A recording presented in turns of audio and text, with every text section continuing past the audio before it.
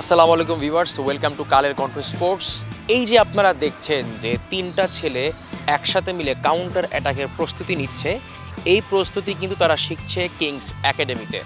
সচরাচর এই ধরনের কাউন্টার অ্যাটাক আমরা দেখি ইংলিশ ফুটবলে কিংবা স্প্যানিশ ফুটবলে, যেখানে লেফট উইঙ্গার, রাইট উইঙ্গার এবং মিডফিল্ডারের একটা সমন্বয়ে তারা কাউন্টার অ্যাটাক দেন। আপনারা খেয়াল করে দেখবেন যে লেফট উইঙ্গার যখন বলটা পাস দিয়ে মাঝে চলে আসছেন, যাকে পাস দিয়েছেন তার পেছন দিয়ে গিয়ে রাইট উইঙ্গারের যে পজিশন সেই পজিশনে যাচ্ছেন।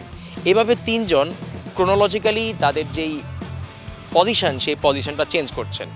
বিষয়টা হচ্ছে এরকম, 1 2 3 লেফট উইঙ্গার বল নিয়ে যাচ্ছেন, তিনি পাস দিয়েছেন মিডফিল্ডারকে, যাকে পাস দিয়েছেন তার পেছন দিয়ে গিয়ে ডাইরেকশন চেঞ্জ করছেন। ঠিক ওই সময়ে রাইট উইঙ্গার তার জায়গা পজিশন চেঞ্জ করে লেফট উইঙ্গারের পজিশনে আসছেন। এইভাবে ক্রোনোলজিক্যালি তারা অর্ডারটা চেঞ্জ করছেন এবং কাউন্টার অ্যাটাক প্রস্তুতিটা শিখছেন। কিংস একাডেমির কোচিং স্টাফে যারা আছেন তারা বাচ্চাদের এই জিনিসগুলি শেখাচ্ছেন। এদের বয়স এখন 11 থেকে 15-র বেশি হবে না যারা এখন প্র্যাকটিস করছেন। তারা যখন বাংলাদেশ ফুটবল বলি কিংবা ওয়ার্ল্ড ফুটবল বলি, যেই ভালো ভালো ট্যাকটিক্স থাকে, ভালো ভালো কৌশল থাকে, এগুলো কিন্তু শেখার পারফেক্ট যেই বয়স, সেই বয়স কিন্তু এটাই।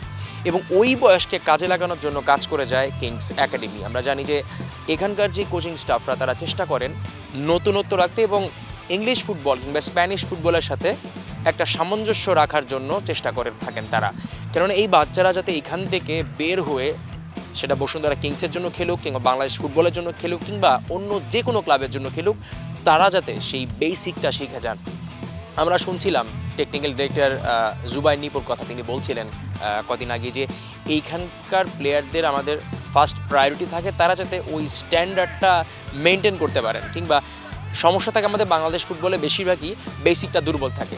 কিংস একাডেমির প্রচেষ্টা থাকে যাতে এই যে বেসিকটা, এই বেসিকটা যাতে তাদের স্ট্রং থাকে, যাতে তারা যদি একসময় বাংলাদেশ ফুটবল দলকে প্রতিনিধিত্ব করেন তাহলে যাতে তারা তাদের নিজেদের রুট কিংবা যে বেসিকটা তারা শিখেছিল যেই লার্নিং পিরিয়ডটাতে, ওইটা যাতে আজীবন থাকে।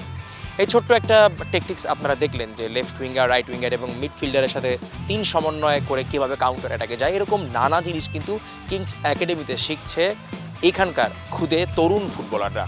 এরকম আরও অনেক স্কিলস, আরও অনেক ট্যাকটিক্স নিশ্চয়ই তারা শিখে থাকেন। ভবিষ্যতে আমরা এই ধরনের টেকটিক্স কিংবা স্কিলস তারা কিভাবে করে থাকেন সেটা অবশ্যই আপনাদের দেখাবো কালের কণ্ঠের পর্দায়। ধন্যবাদ সবাইকে।